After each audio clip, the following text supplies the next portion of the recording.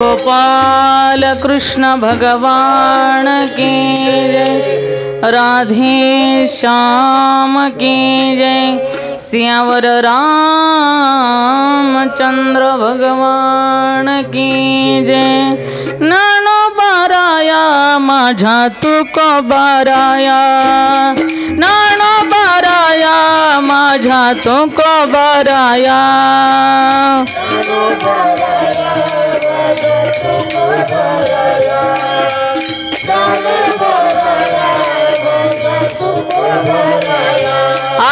नानो बाराया माझा तुको बाराया, नानो बाराया माझा तुको बाराया। वाह वाह जय, क्या बात है।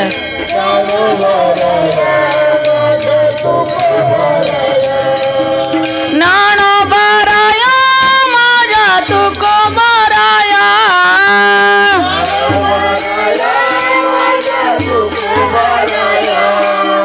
नानो बाराया माझा तुको बाराया,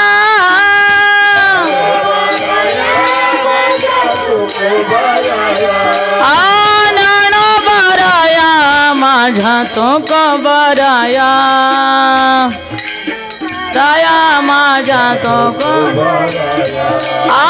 नानो बाराया माझा तुको बाराया,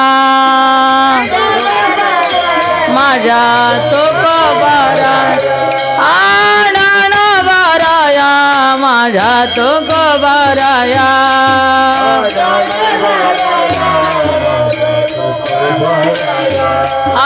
नानो बाराया माझा तुको बाराया। सभी लोग बोलिए जय हो।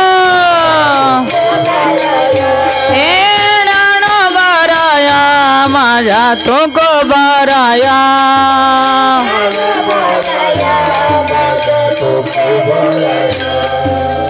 गोपाल कृष्ण भगवान की, राधे श्याम की जय।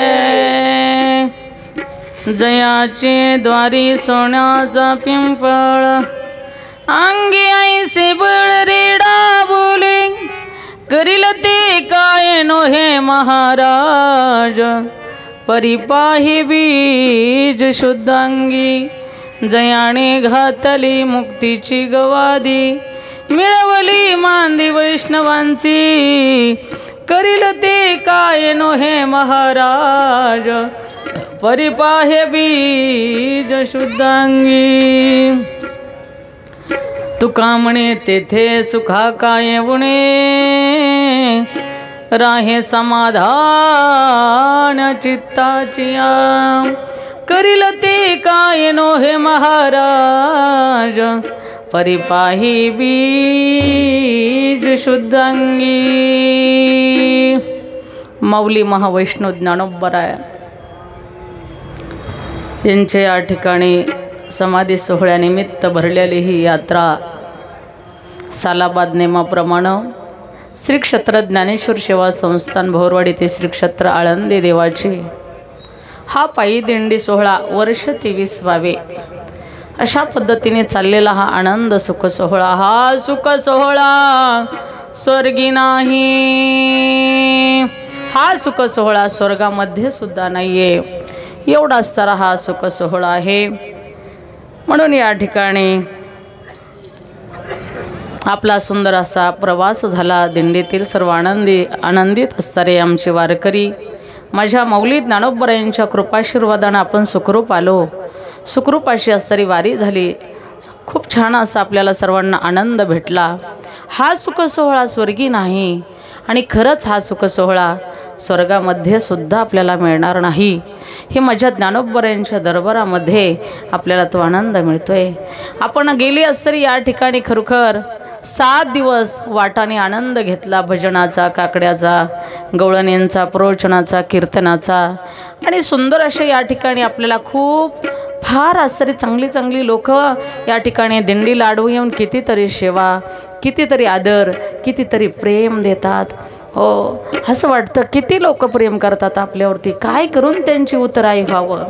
हा म्हणून अशा पद्धतीने इथे आल्याच्या नंतर खूप समाधान वाटलं. इथे आमचे आदरणीय असणारे कुराडे काका, कुराडे परिवार, गोरख वहिले कुराडे, अशा पद्धतीने ह्यांनी असणाऱ्या खरोखर खूप आपल्याला प्रेम देतात.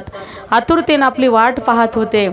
चहा कॉफी करून ठेवून त्या ठिकाणी वाट पाहत होते, कधी दिंडी येते, कधी दिंडी येते. हा, एवढं प्रेम आपल्यावरती लोक करतायत. ही कोणाची कृपा आहे? माझ्या ज्ञानोबरायांची आहे, माझ्या तुकोबरायांची आहे, माझ्या संत जनाबाईची आहे, माझ्या संत मुक्ताबाईची आहे. म्हणून ते बंद करायचं नाही सोरा. ज्ञानोबाराया माझ्या तुकोबराया, ज्ञानोबाराया माझ्या तुकोबराया, ज्ञानोबाराया माझ्या तुकोबराया. सुंदर अशी माऊलींची प्रदक्षिणा झाली. सुंदर असा अवर्णनीय हरिपाठ आपला इंद्रायणीच्या काठीवरती झाला. काय महाराज, किती पुण्यवान लोक आहात तुम्ही सगळे. म्हणून हा सुख सोहळा स्वर्गी नाही. खरंच हा सुख सोहळा स्वर्गी नाही. आळंदी हे गाव पुण्यभूमी ठावा, आळंदी हे गाव पुण्यभूमी ठावा.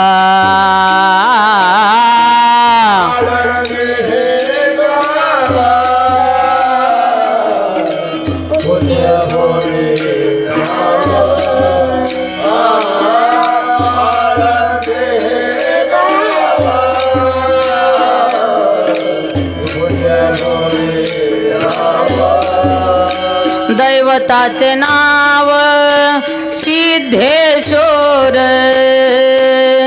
दैवताचे नाव सिद्धेश्वर, दैवताचे नाव सिद्धेश्वर,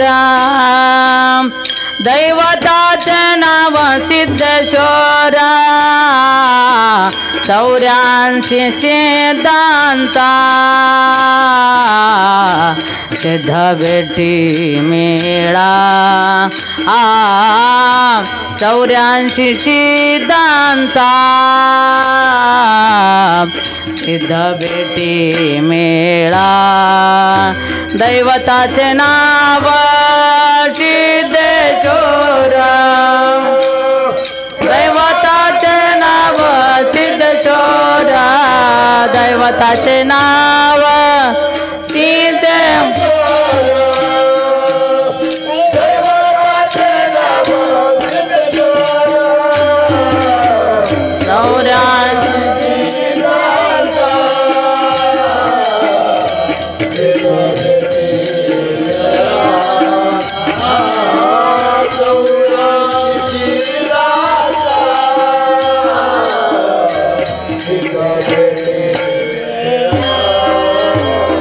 सुख सोहळा काय वाणू, हा सुख सोहळा काय वाणू, हा सुख सोहळा काय वाणू, हा सुख सोहळा काय वाणू. 84 सिद्धांचा सिद्ध भेटी मेळा. हो 84 सिद्धांचा सिद्ध भेटी मेळा. 84 जय हो.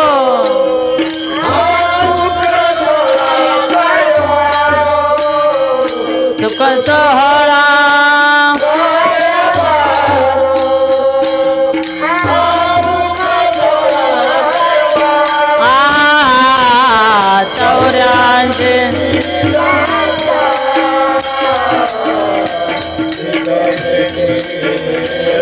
जय हो.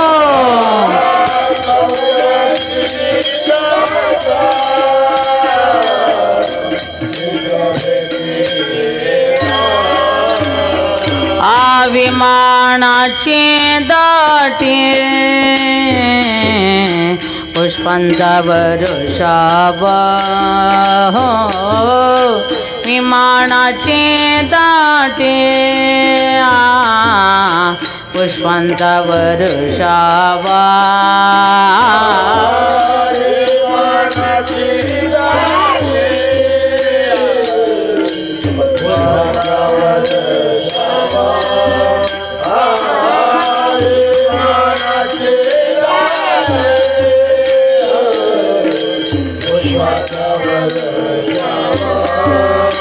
स्वर्गी होणे देव करिता ते स्वर्गी होणे देव करिता ते स्वर्गी होणे देव करिता ते स्वर्गी होणे देव करिता ते चौऱ्यांचे चेतांचा सिद्ध बेटी मेळा चौऱ्यांचे चेतांचा सिद्ध बेटी मेळा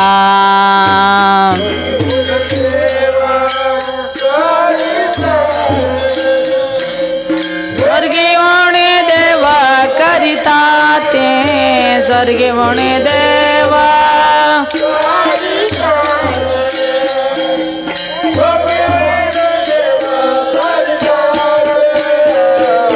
चौऱ्यांचे चेतांचा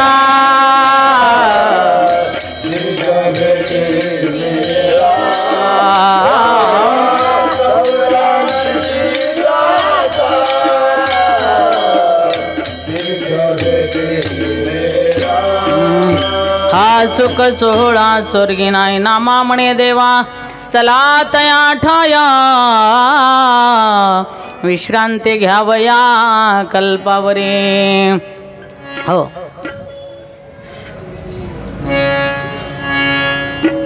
तुम्ही स्वर बंद करीत नका जाऊ मग लिंक तुटती सगळी धरा ती एकला गोपाल कृष्ण भगवान की जय 84 सिद्धांचा सिद्ध बेटी मेळा तो सुख सोहळा काय वर्णो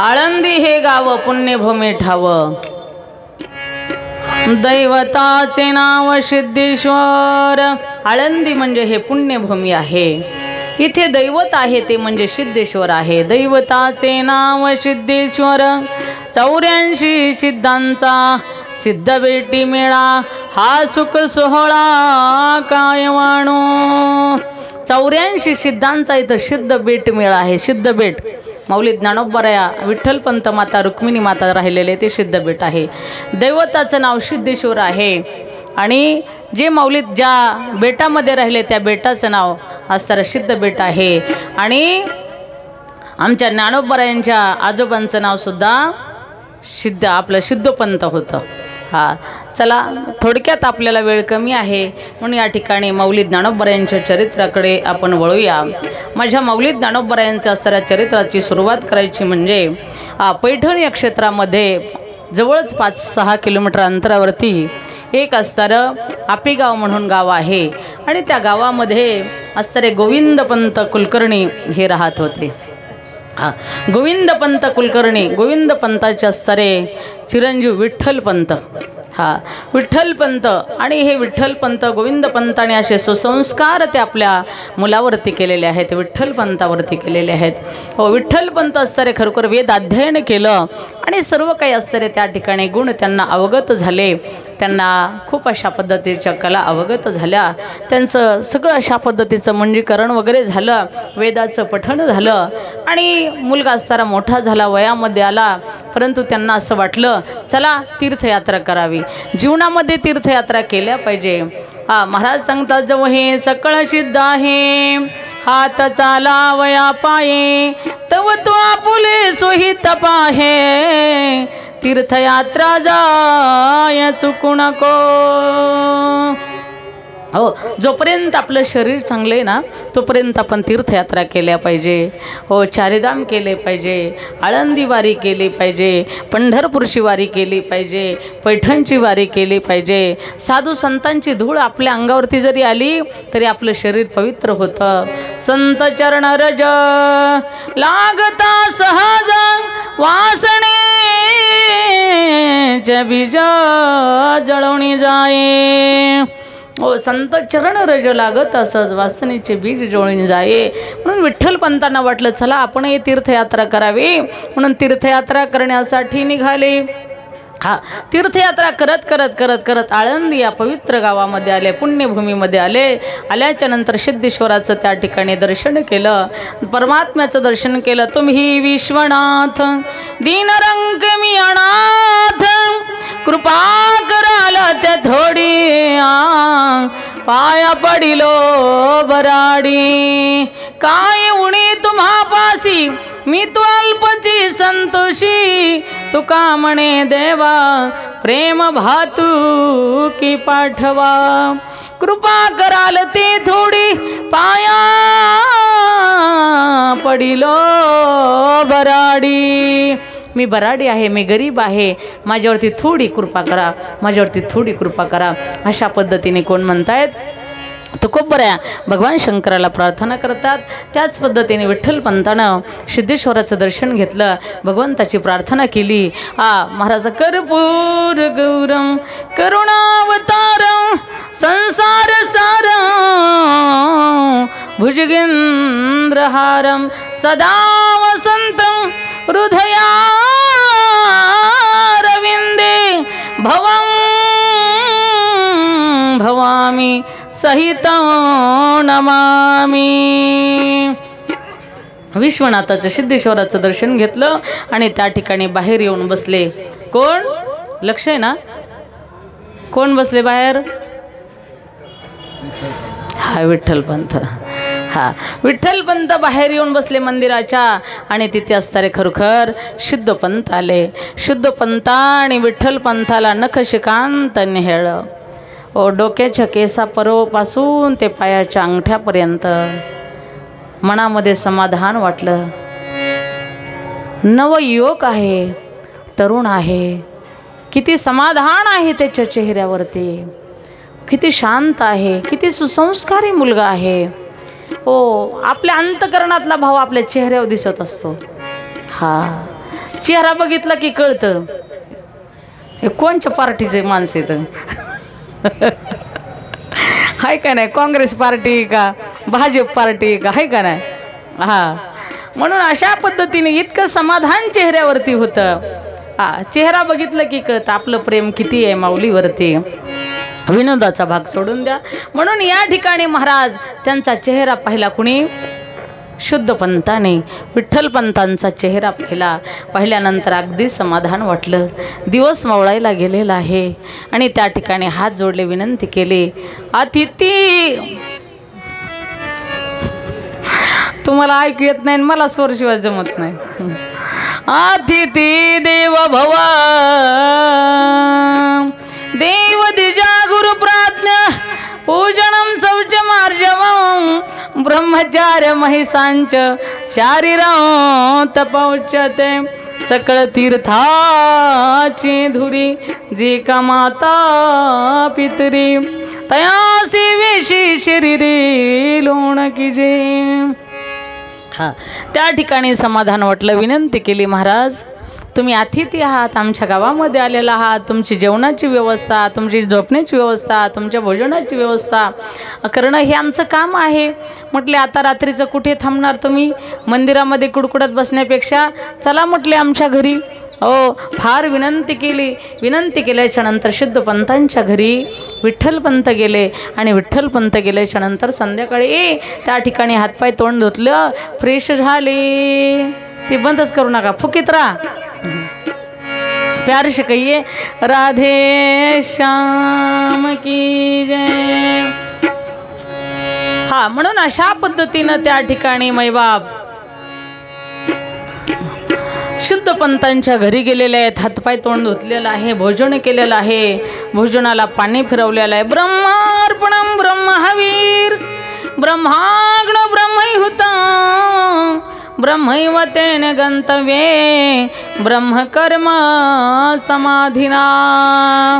हा त्या ठिकाणी ताट वाढलेलं आहे, ताटाला पाणी फिरवलं आणि जेवायला सुरुवात केली. भगवंताचं नामचिंतन घेत घेत उदर भरण नो हे जाणीचे यज्ञ कर्म. हा तुम्ही पाणी फिरवता का नाही?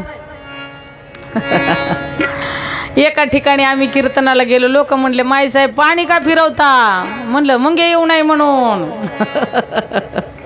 हा मग त्या ठिकाणी पाणी कशासाठी फिरवायचं? ब्रह्मार्पणम ब्रह्महवीर ब्रह्माग्नो ब्रह्महुतं ब्रह्मैव तेन गंतव्ये ब्रह्मकर्म समाधिना. भगवंताला नैवेद्य समर्पित करणं, पाणी फिरवणं म्हणजे म्हणून नंतर प्रसाद म्हणून तो ग्रहण करणं. व म्हणून त्या ठिकाणी भोजन घेतलं. हा त्या ठिकाणी अंथरूण पांघरायची व्यवस्था केली, एका बाज टाकून त्यांना दिली, त्याच्यावरती ते झोपले. पण काय चमत्कार झाला बघा ना. संध्याकाळी त्या ठिकाणी आमच्या शुद्ध पंतांच्या स्वप्नामध्ये प्रत्यक्षात पंढरीश पांडुरंग परमात्मा आले. प्रत्यक्षात पंढरीश पांडुरंग परमात्मा स्वप्नामध्ये आले आणि स्वप्नामध्ये येऊन त्या ठिकाणी त्यांना दृष्टांत दिला. सांगितलं शुद्ध पंता, तुझी जी असणारी रुक्मिणी नावाची मुलगी आहे ना, ही मुलगी मात्र ह्या सुसंस्कार ह्या विठ्ठल पंताला देऊन टाक आणि याच्याशी असणारा तुझ्या मुलीचा विवाह करून टाक. कारण का मुलगी ही सुसंस्कारी आहे आणि मुलगा ही सुसंस्कारी आहे. आणि सकाळी उठल्याच्या नंतर स्नान संध्या वगैरे झालेले आहे, चहा नाश्ता वगैरे झाला आणि दोघंजण गप्पा मारत बसले. हो त्या ठिकाणी शुद्ध पंताने हात जोडले, महाराज आमच्याकडून सेवेमध्ये काही त्रुटी आली असेल तर माफ करा. हो त्यावेळेस विठ्ठल पंताने सांगितलं तसं काही नाही महाराज, सगळं व्यवस्थित झालं. हो आणि त्या ठिकाणी शुद्ध पंत म्हटले मला काही गोष्टी तुम्हाला सांगायच्यात. हो तुमचा विश्वास बसेल न बसेल, पण मला जे माझ्या पांडुरंगाने दृष्टांत दिला ते मी तुम्हाला सांगणार आहे. म्हटले काय दृष्टांत दिला? हा अहो म्हटले माझ्या स्वप्नामध्ये पंढरीश पांडुरंग परमात्मा आला, जगाचा बाप माझ्या स्वप्नामध्ये आला आणि पांडुरंगानं सांगितलं की तुझा रुक्मिणीचा विवाह मात्र विठ्ठल पंताशी करा. हो परंतु त्या ठिकाणी विठ्ठल पंत हसले आणि सांगितलं महाराज तुम्हाला जसा दृष्टांत झाला ना तसाच मला सुद्धा व्हायला पाहिजे.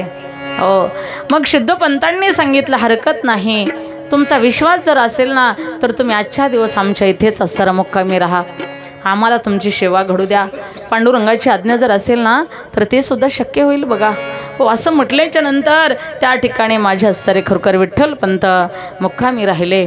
आणि काय चमत्कार झाला तर दुसऱ्या दिवशी सुद्धा त्या ठिकाणी विठ्ठल पंतांच्या स्वप्नामध्ये पंढरीश पांडुरंग परमात्मा आले.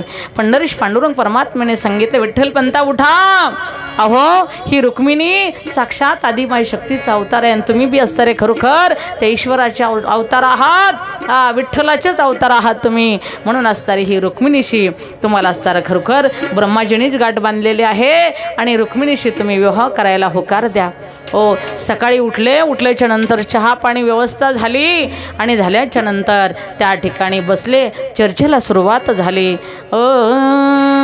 कृष्ण विष्णू हरी गोविंद या नामाचे निखिल प्रबंध, माझी आत्मचर्चा विषाद उदंड गाती. ईश्वराची चर्चा होता होता, आध्यात्मिक चर्चा होता होता सांगितलं शुद्ध पंताने विचारलं विठ्ठल पंता तुम्हाला काही स्वप्न पडलं? हो म्हटले हो हो तेच सांगणार होतो मी. खरंच माझ्यासुद्धा स्वप्नामध्ये पंढरीश पांडुरंग परमात्मा आले आणि त्यांनी सांगितलं रुक्मिणीशी पाणी ग्रहण करा. ठीक आहे, योग्य वेळ त्या ठिकाणी ठरवली, योग्य तिथी काढली, योग्य तारीख काढली आणि त्या दिवशी लग्नाचा मुहूर्त त्या ठिकाणी ठरवला. आली लग्न घटी समीप नवरा, हे घेऊन यावा घरा ग्रहयुक्ते समपर्क पूजन करा,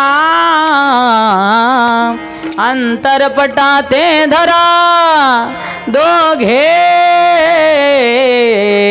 वधूवरा करावी उभी, कुरास नशमंगल सावधान. जेवल्याशिवाय कुणीही जायचं नाही, फराळीचं केल्याशिवाय कुणीही जायचं नाही. आणि इकडे तिकडे याच्या त्याच्या टेम्पोमध्ये याच्या त्याच्या इष्टीमध्ये जाऊ नका. आपल्या दिंडीमध्ये ज्या टेम्पोवाल्यांनी ज्या ट्रकवाल्यांनी सहकार्य आपल्याला केलं आहे ना, त्यांच्याच गाड्यामध्ये आपण जायचं आहे. आणि आज एकादशीचं कुणी माघारी जाऊ नका. उद्यापासून असर काला झाला की नक्कीच हाला. मी सुद्धा तुम्हाला म्हणणार नाही बसा. हा प्यार शिकई राधे श्याम. चला, त्या ठिकाणी रुक्मिणीचं आणि विठ्ठलपंतांचं लग्न लागलं. लग्न लागल्याच्या नंतर त्या ठिकाणी विठ्ठलपंत रुक्मिणीला घेऊन मात्र आपल्या आपेगावी या ठिकाणी गेले. आणि तिथे गेल्याच्या नंतर खूप दिवस अशा पद्धतीने काही काळ तिथे गेल्याच्या नंतर आमच्या विठ्ठलपंतांना मात्र त्या ठिकाणी पुढे चालून त्यांचे मायबाप त्या ठिकाणी स्वर्गवासी झाले. वडीलही गेले, आईही गेल्या आणि पूर्ण संसाराचा बोजा त्यांच्यावरती पडला. जीवनातलं वडिलांचं छत्र जर नष्ट झालं ना महाराज, तर तेव्हा वडिलांची किंमत आपल्याला कळते. जेव्हा आईचं छत्र आपल्या जीवनातून नष्ट होईल ना, त्यावेळेस आईची किंमत आपल्याला कळते.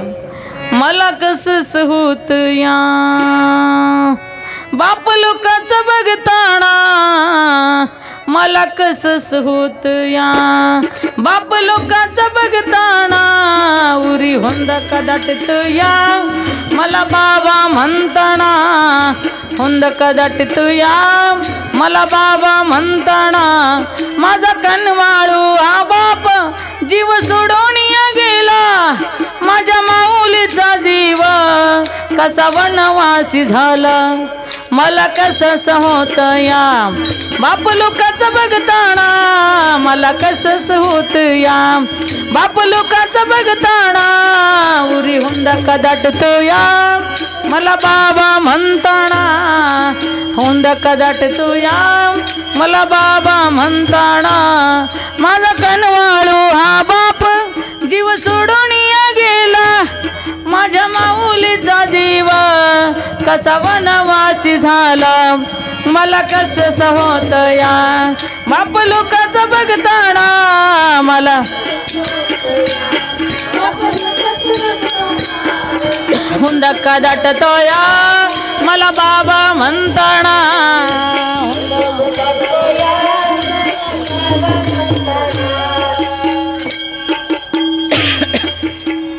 गोपाल कृष्ण भगवान के. विठ्ठलपंतांची आई आणि वडील निघून गेलेले आहेत. विठ्ठलपंत एकटेच असल्यामुळे त्यांना बहीण नाही, भाऊ नाही. अशा पद्धतीने ते असणारे रुक्मिणी माता आणि विठ्ठलपंत राहू लागले. पण उदास वृत्ती असायची विठ्ठलपंताची. साधकाची दशा उदास असावी, उपाधी नसावी अंतर्बाह्य, उपाधी नसावी अंतर्बाह्य, उपाधी नसावी अंतर्बाह्य. उदास वृत्तीनं त्या ठिकाणी आमचे विठ्ठलपंत राहायचे. काही काळ निघून गेला. शुद्ध पंतांनी विनंती केली, जावाई बापू तुम्हाला त्या ठिकाणी करमत नसेल तर तुम्ही आळंदी या गावाला राहा, आम्ही तुम्हाला मदत करू, आम्ही तुमच्या प्रपंचामध्ये सहकार्य करू, मागे पुढे पाहू. हो असं म्हटल्याच्या नंतर त्या ठिकाणी विठ्ठलपंतांना बरं वाटलं. विठ्ठलपंत रुक्मिणी माता सर्वस्व पसारा घेऊनच असताना प्रपंचाचा विराट घेऊन या ठिकाणी आळंदी या ठिकाणी आले. आळंदीमध्ये राहू लागले. शुद्ध पंत त्या ठिकाणी त्यांना मार्गदर्शन करू लागले. आहा करता करता दररोज अशा पद्धतीने त्या ठिकाणी आहा करता करता दिवसामागे दिवस निघून गेले. परंतु विठ्ठलपंताची असणारी अवस्था साधक अवस्था होती, उदास अवस्था होती. कुठल्याही गोष्टीमध्ये त्यांचं चित्त लागत नसायचं, मन लागत नसायचं. दररोज उठले की रुक्मिणीला म्हणायचे, रुक्मिणी अगं माझं चित्तच लागत नाही संसारामध्ये, माझं मनच लागत नाही संसारामध्ये, मग मी संन्यास घेऊ का? मी संन्यास घेऊ का? हा, रुक्मिणीने म्हणायचं तुमचं काहीतरीच निघतं, तुम्हाला कळतं की नाही, संन्यास घेऊ का, संन्यास घेऊ का? अहो, जोपर्यंत आपल्या वंशाला दीपक नाही तोपर्यंत संन्यास घ्यायला आज्ञा तुम्हाला शास्त्र देत नाही. हो, काय असं दररोज बडबडताय तुम्ही? हो, थोडं उदास झालं की दररोज म्हणायचं 4-2 वेळेस रुक्मिणीच्या कानापाशी ते गारण असायचंच, रुक्मिणी मला करमत नाही ग, मी संन्यास घेऊ का? रुक्मिणी मला करमत नाही ग, मला संन्यास घेऊ का? मी उदास आहे ग, संसाराच्या बाबतीत माझं मन लागत नाही. असं दररोज गाराणे ऐकून ऐकून एक दिवस रुक्मिणी माता स्वयंपाक करत असताना काहीतरी बिघूड झाला. त्या टेन्शनमध्ये असताना त्या ठिकाणी विठ्ठलपंताचे उद्गार बाहेर पडले नेमाप्रमाणे, रुक्मिणी मला फार असतं या संसारामध्ये उदास झालंय ग, मी संन्यास घेऊ का? ए रुक्मिणी, लक्ष आहे ना तुझं? मला फार उदास झालंय, माझं मन लागत नाही, मी संन्यास घेऊ का? ती रागातच होती आदिमाय शक्ती. ती म्हटली घ्या, जा, एकदा नाही दोनदा संन्यास घ्यान, राहा तिकडंच, जगन माझी उपाशी राहील, नाही तर कशी तरी जगन, नाही तर मरल, नाही तर जगेल. ओ, पडत्या फळाची आज्ञा म्हणून विठ्ठलपंतांनी लगेच असं खांद्यावर धोतर टाकलं निघाले. हा, ओम नमः शिवाय, ओम नमः शिवाय, ओम नमः शिवाय, ओम नमः शिवाय, ओम नमः शिवाय करत निघाल्याच्या नंतर सरळ त्या सारे काशीचा रस्ता त्यांनी धरला. रुक्मिणी मातेचं घरकाम सर्व आवरलं. आवरता दुपार झालेली होती. विठ्ठलपंत त्या ठिकाणी जेवायला येत नाही, तर वेळ होऊन गेलेली आहे. म्हणून इकडे तिकडे पाहायला गेला, सिद्धेश्वराच्या मंदिरामध्ये गेला, इकडे पाहिलं तिकडे पाहिलं, अख्ख्या गावामध्ये पाहिलं, कुठेच नाही. कुठे गावाला गेले का नातेवाईकाकडे गेले का सगळीकडे फोन केले, कुठेही अशा पद्धतीने त्या ठिकाणी विठ्ठलपंताचा पत्ता नाही. तेव्हा फोन वगैरे काही नव्हते, परंतु त्या ठिकाणी कोणाला तरी पाठवून त्या ठिकाणी त्यांची माहिती घेतली. शेवटी उदास झाल्या. न कळत असताना माझ्या कोणी एक शब्द गेला की जा, घ्या संन्यास. मग माझ्या विठ्ठलपंताने संन्यास तर घेतला नसेल ना? हे सिद्धेश्वरा, हे भगवंता, संन्यासच घेतला असेल का काय? कुठे काशीला तर गेले नसतील ना? उदास झाली रुक्मिणी माता. न जाणो माझ्या तोंडातून कसा शब्द निघाला आणि त्या ठिकाणी पडत्या फळाची आज्ञा म्हणून त्या ठिकाणी विठ्ठलपंत निघून गेले. फार वाईट वाटलं रुक्मिणी मैयाला. त्या ठिकाणी करता करता बरेचसे दिवस निघून गेले.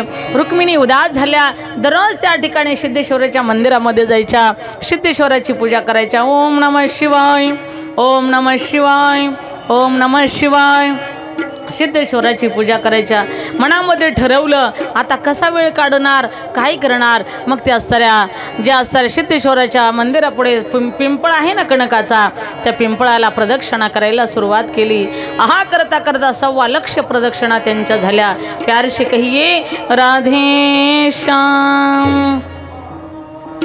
1.25 लाख प्रदक्षिणा झाल्या. किती? 1.25 लाख. पण योगायोग असा, इकडे विठ्ठलपंत काशीचा असताना त्यांनी रस्ता धरलेला आहे, तिकडे मात्र ते त्या आश्रमात श्रीपाद स्वामींच्या आश्रमामध्ये पोहोचलेले आहेत. रामानंद स्वामी असाही उल्लेख आलेला आहे शास्त्रामध्ये, श्रीपाद स्वामी असाही उल्लेख आलेला आहे. त्यांच्या आश्रमामध्ये पोहोचले आणि जे श्रीपाद स्वामी आहेत का, त्यांनाही असं वाटलं रामेश्वराची तीर्थयात्रा करावी. श्रीरंगम सेतुबंधनम रामेश्वरम. मग त्या ठिकाणी रामेश्वराची यात्रा करण्यासाठी आळंदी या क्षेत्री ते आले. आल्याच्या नंतर रुक्मिणी मैया आज त्या प्रदक्षिणा करत असताना सिद्धेश्वराची पूजा केली, प्रदक्षिणा केल्या. आणि एक तपस्वी महात्मा त्या ठिकाणी पिंपळ वृक्षाच्या ओट्यावरती बसलेले आहेत. त्यांनाही प्रणाम केला. तद्विधी प्रणिपातेन परिप्रश्नेन सेवया उपदेक्षन्ति ते ज्ञानिनस्तत्त्वदर्शना. मगापेक्षिता पुले तेही सांगतील पुशिले. जेण्यांतकरण बोधले संकल्पानये. प्रणाम केला त्या महाराजींना. महाराजींनी आशीर्वाद दिला. पुत्रवती भव, सौभाग्यवती भव, पुत्रवती भव, सौभाग्यवती भव असा आशीर्वाद दिल्याच्या नंतर रुक्मिणी माता डायरेक्ट त्यांच्या डोळ्यात डोळे घालून पाहू लागल्या. श्रीपाद स्वामीला वाटलं माझं काय चुकलं की काय, ही बाई का पाहते अशी माझ्याकडे टाकारेवाने. ही थल्लं नाही बरं का, रुक्मिणीचं चाललंय आपलं. त्या ठिकाणी रुक्मिणी माता म्हटल्या, रुक्मिणी माताला श्रीपाद स्वामीने विचारलं, का हो ताईसाहेब माझ्याकडून काही चुकलं, काही चुकीचा शब्द गेला का? तुम्ही सौभाग्याचे लक्षणं सगळे तुमच्या अंगावरती आहेत. तुमच्या भांगातलं सेंदूर मला सांगत आहे की तुम्ही सौभाग्यवती आहात.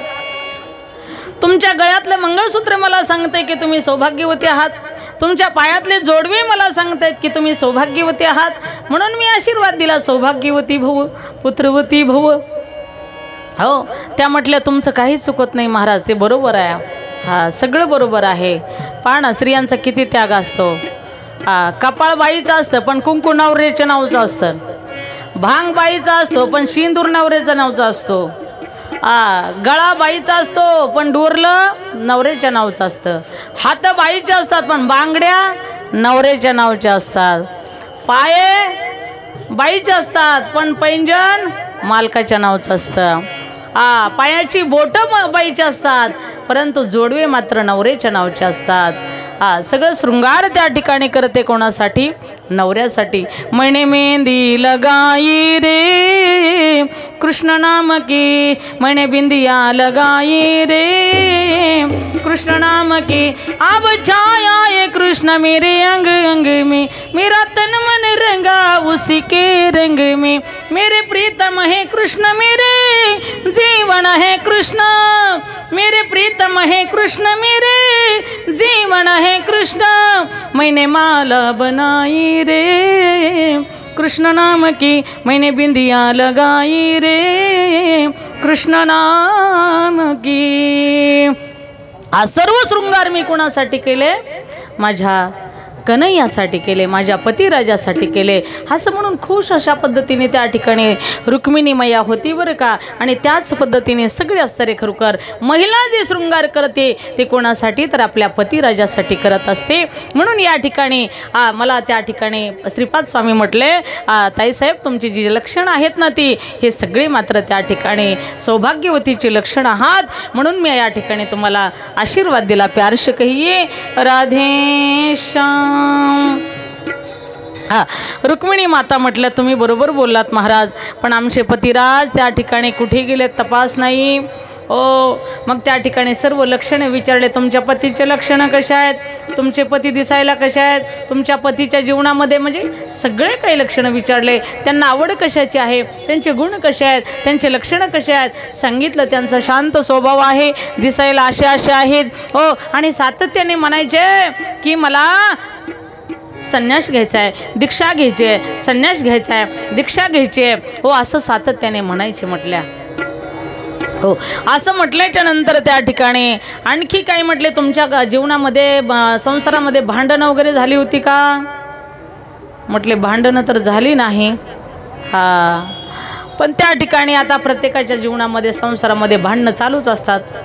भांड्याला भांडे लागले की आवाज येतच असतो. तसं म्हटले तुमच्यामध्ये संसार झाला होता? काय नाही म्हटले, फक्त राग राग म्हटले होते. म्हटली जा मरा घ्या संन्यास.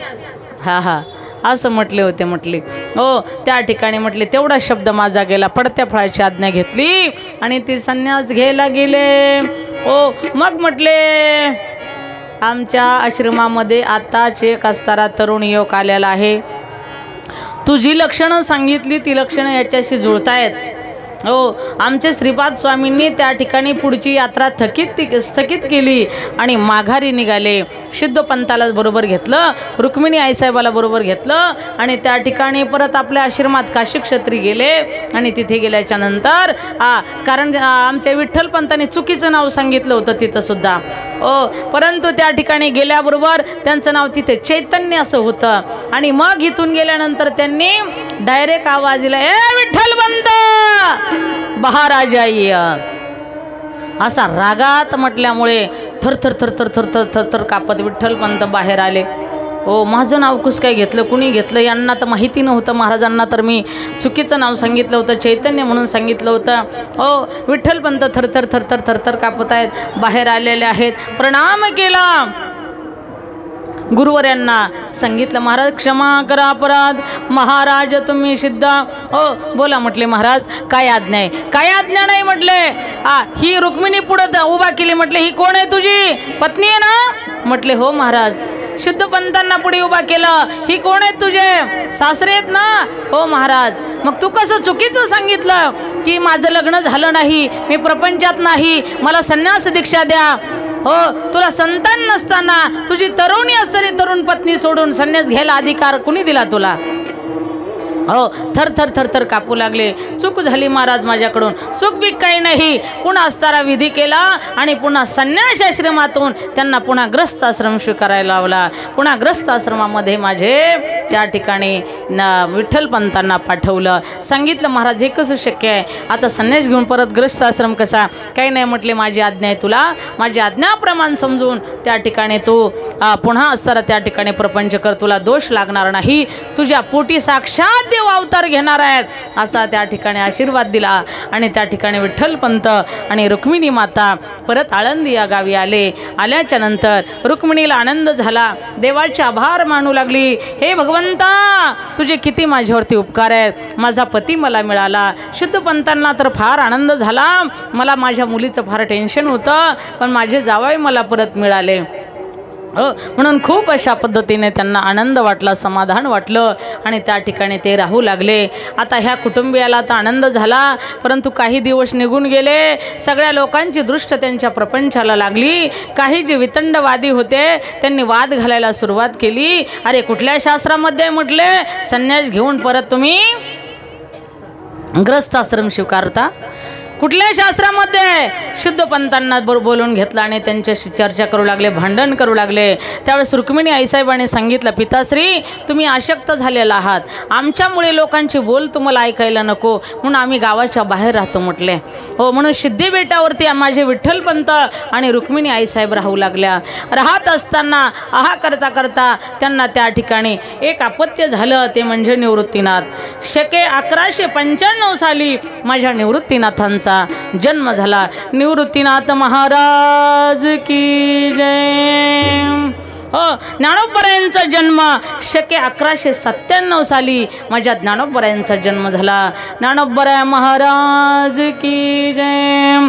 सोपान काकांचा जन्म शके 1199 साली सोपानदेवांचा जन्म झाला. सोपानदेव महाराज की.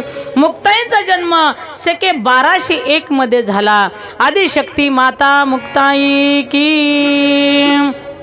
हो, अशा पद्धतीने त्या ठिकाणी ज्ञानोबरायांचा जन्म झाला, निवृत्तीनाथांचा जन्म झाला, स्वप्नाचा जन्म झाला. 2-2 वर्षाच्या अंतरावरती ही 4 अपत्ये त्यांना झाली, 4 मुलं झाली, साक्षात अवतारी मुलं. हळूहळू हळूहळू हळूहळू त्या ठिकाणी मुलं मोठी होऊ लागली. मोठी झाल्याच्या नंतर विठ्ठलपंतांची आणि रुक्मिणी मातेची चिंता वाढली. त्यांनी विचार केला, माझ्या मुलांना जर समाजात मान नाही भेटला, माझ्या मुलांना जर समाजात सन्मान नाही भेटला, माझ्या मुलांना जर शास्त्र संस्कार नाही झाले, माझ्या मुलांच्या जर या ठिकाणी मुंजी नाही झाल्या तर त्यांचं जीवन कसं घडणार आहे, त्यांचं भविष्य कसं असणार आहे, याची चिंता त्यांना लागू लागली. म्हणून त्या ठिकाणी आमचे विठ्ठलपंत त्या ठिकाणी गावातील जे असणारे पंडित लोक त्यांच्याकडे गेले आणि सांगितलं, हो माझ्या मुलांची मुंज करण्यासाठी परवानगी द्या, त्यांना असणारे शास्त्र संस्कार होण्याची परवानगी द्या. त्यांनी सांगितलं नाही, कुठल्या शास्त्रामध्ये आहे की संन्याशाच्या मुलांची मुंज व्हावी म्हणून. सांगितलं, काय तुम्ही जे प्रायचित देताल ते आम्ही करायला तयार आहोत. शेवटी इथल्या असणाऱ्या खरोखर पंडितांनी नाही न्याय दिला. मग म्हटले पैठणी अक्षत्री ज्या तिथे गेल्यानंतर सुद्धा तिथले जे विद्वान पंडित होते त्यांनी हे शास्त्र चाळले, पण असणारे त्या ठिकाणी त्यांना मुद्दा पुरावा सापडलाच नाही की या ठिकाणी संन्याशाच्या मुलांना मुंज व्हावी का, त्यांच्यावरती शास्त्र संस्कार व्हावे का, असा पुरावा कुठेच मिळाला नाही. मग म्हटले, आमच्या मुलांचं भविष्य घडण्यासाठी आम्हाला काही करायला सांगा, आमची सर्व तयारी आहे. असं म्हटल्याच्या नंतर त्या ठिकाणी विठ्ठलपंत त्या ठिकाणी म्हटले, तुम्ही काय मला प्रायचित देता ती मी घ्यायला तयार आहे. कारण आईवडिलांचं प्रेम असतंच तेवढं लेकरांवरती. लेकरांचं प्रेम आईवडिलावरती तितकं कधीच नसतं, पण आईवडिलांचं प्रेम लेकरावरती फार असतं. का, लेकराची पुढे धाव असते, पुढे त्याच्या लेकरावरती त्याचं प्रेम असतं. हो, परंतु त्या ठिकाणी स्वतःचे आईवडील स्वतःच्या लेकरासाठी त्या ठिकाणी जीव द्यायला सुद्धा माग घेत नाही. का, यांचं भविष्य घडण्यासाठी जीव गेला तरी चालेल, प्राण गेला तरी चालेल, पण मागं घ्यायचं नाही. तसे काही काही आई बाप असतात ना, आई बोका, आई बाप बोका ना आई सरपीन, काही काय आहेत तसे बी. आता आपण पेपरला ऐकतो, यूट्यूबला काही पायाला बघायला भेटतं.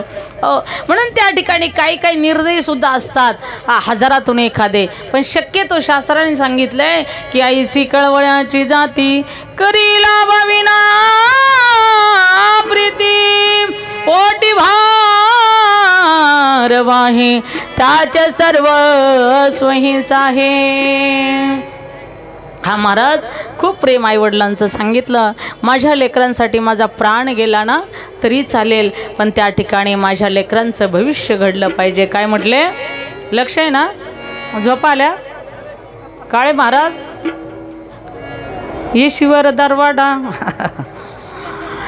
प्यार से कहिए राधे श्याम की जय. हा चला मग त्या ठिकाणी महाराज कुठं चाललंय आपलं? तुमचं तुम्हीच बघा मनात. हा हा गोपाल कृष्ण भगवान की. ठीक आहे. त्या ठिकाणी आमच्या सारे विठ्ठलपंत पैठण या क्षेत्रावरून आले. आल्याच्या नंतर रुक्मिणी माताने विचारलं, हो काय न्याय दिला पंडितांनी? काय सांगितलं आपल्या लेकरांबद्दल? काय शिक्षा दिली आपल्याला? हो काय प्रायश्चित दिलंय? काय प्रायश्चित करायचंय सांगा. हा विठ्ठल पंताच्या पायाखालची जमीन सरकलेली होती. अंग थरथरत होतं, ओठ थरथरत होते, डोळ्यातून अश्रू वाहत होते. ही अवस्था पाहून रुक्मिणी माता म्हटल्या, अहो असं कोणचं दुःख झाले तुम्हाला? तुमच्या चेहऱ्यावरती एवढं दुःख आहे, तुमच्या डोळ्यातून अश्रू वाहतात, असं काय प्रायश्चित सांगितले तुम्हाला? सांगितलं रुक्मिणी काहीच प्रायश्चित नाही, सोपं आहे सगळं, सगळं व्यवस्थित होऊन जाईल, परंतु उद्याच्याला मला मात्र देहांत प्रायश्चित घ्यायचं आहे. हा रुक्मिणी माता तर हादरल्याच. त्यांच्या साऱ्या छातीतले ठोके असरे वाढले, अंगावरती शहरे उभा राहिले, काही क्षण तर मूर्छितच पडल्या. हे देवा, हे भगवंता, हे काय वेळ आली? माझ्यामुळेच ही वेळ आली. विठ्ठलपंत परत येत नव्हते, परंतु त्यांना संन्यासातून त्या ठिकाणी ग्रस्त आश्रम स्वीकारायला मीच कारणीभूत आहे. माझ्याकडून फार चूक झाली देवा. म्हणून त्या ठिकाणी रुक्मिणी आईसाहेब त्या ठिकाणी पश्चाताप करू लागल्या. तुम्ही तसं करू नका, मी प्रायश्चित घेते, तुम्ही घेऊ नका, तुम्ही लेकरासाठी पाठीमागे राहा. विठ्ठलपंतांनी सांगितलं तसं नाही, बाप मेला तरी चालतं पण आईचं छत्र मुलाला असावं लागतं, म्हणून तू राहा, मी मात्र प्रायश्चित घेतो. प्रायश्चित माझ्यासाठी आहे, तुझ्यासाठी नाही. त्या ठिकाणी तिने सांगितलं नाही, तुम्ही जिथे तिथे आम्ही, तुम्ही जगलात आम्ही जगलो, तुम्ही मेलात आम्ही सुद्धा तुमच्याबरोबर मरणार. त्या ठिकाणी सांगितलं सुख आणि दुःख ह्या जबाबदाऱ्या आपल्या दोघांच्या आहेत, म्हणून मरायचं तर दोघांनीही, म्हणून त्या ठिकाणी प्रायश्चित घ्यायचं तर दोघांनीही घ्यायचं म्हटल्या. म्हणून आदल्या दिवशी सुंदर असा स्वयंपाक बनवला. लेकरांकडे पाहिलं की रुक्मिणी मैयाचं अंतकरण भरून यायचं. ओ अंतकरण भरून यायचं, डोळ्या वाटून अश्रूच्या धारा व्हायच्या आणि त्या ठिकाणी खळखळ खळखळ खळखळ डोळ्यातून अश्रू व्हायच्या. ज्ञानोबराया, निवृत्तीनाथ, मुक्ताई हे पाहत असायचे. माझे निवृत्तीनाथ ज्ञानोबराया जरा कळीत होते. ओ त्यांनी विचार केला, आईबाबांची अवस्था ही का झाली असेल? ओ कळत नकळत चर्चा त्यांच्या कानावरती यायची, काय करावं काय नाही, काय करावं काय नाही. आम्ही जर दोघं जर मेलं तर आपले लेकर उघड्यावरती पडतील. आपण असताना त्यांचे एवढे हाल आहेत, तर आपण गेल्यानंतर हा समाज आपल्या लेकरांशी कसा वागेल, कशी वेळ यांच्यावरती येईल, हे असतं रुक्मिणी आईसाहेबाचं अंतकरण भरून येत होतं. आणि पुन्हा पुन्हा पुन्हा पुन्हा त्या डोळ्याला पदर लावत होत्या आणि रडत होत्या. आणि त्या ठिकाणी रुक्मिणी आईसाहेब आणि विठ्ठलपंतांनी त्या ठिकाणी विचार करत करत करत करत काहीच पर्याय त्याच्यातून निघत नव्हता, काहीच मार्ग त्याच्यातून निघत नव्हता.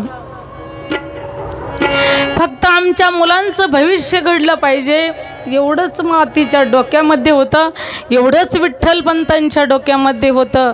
आपला प्राण गेला तरी चालेल, याला म्हणतात किंबहुना धनुर्धरा, जो मातीची असो सोयरा की तुला पा.